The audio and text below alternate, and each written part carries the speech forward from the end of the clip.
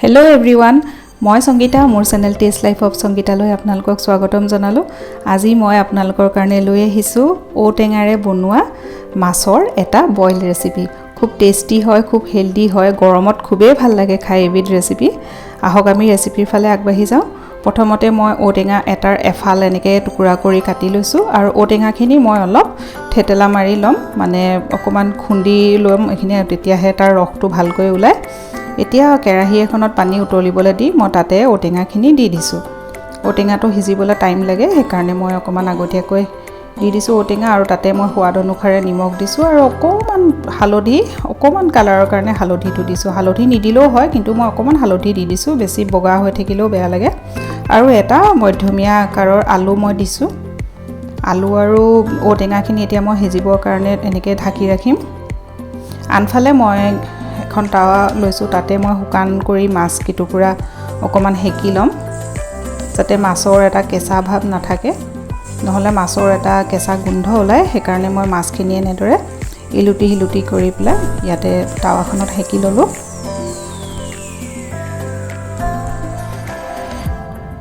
আনফালে এয়া মই এতিয়া আদা আৰু নহৰু অকণমান কুটি পেলাই দিছোঁ ইয়াতে। বইল ৰেচিপি বনাওঁতে আচলতে কেতিয়াও আপোনালোকে আদা নহৰু পিচি নিদিব। ইয়াত কেঁচা জলকীয়া দিছোঁ। আদা নহৰু পিচি দিলে তাৰ পৰা অলপ বেয়া গোন্ধ এটা ওলায়, সেইকাৰণে কুটি দিলে বেছি ভাল লাগে খাই বইলত। সেইকাৰণে সদায় কুটিয়েই দিব লাগে আদা নহৰুখিনি বইল ৰেচিপি বনালে, মাছেই বনাওক মাংসই বনাওক। এয়া দেখিছেনে, এতিয়া ধুনীয়াকৈ মানে সিজি আহিছে। আৰু এতিয়া মই দিম ইয়াতে এটা টুইষ্ট। ইয়াতে মই দিম অকণমান গুড়ি কৰি লোৱা চাউল। গুড়ি কৰি লোৱা চাউল মই প্ৰায় 2.5 চামুচমান দিম এতিয়া, অকণমান ডাঠ হ'বৰ কাৰণে। এতিয়া আকৌ অকণমান সময় ঢাকি ৰাখিলোঁ।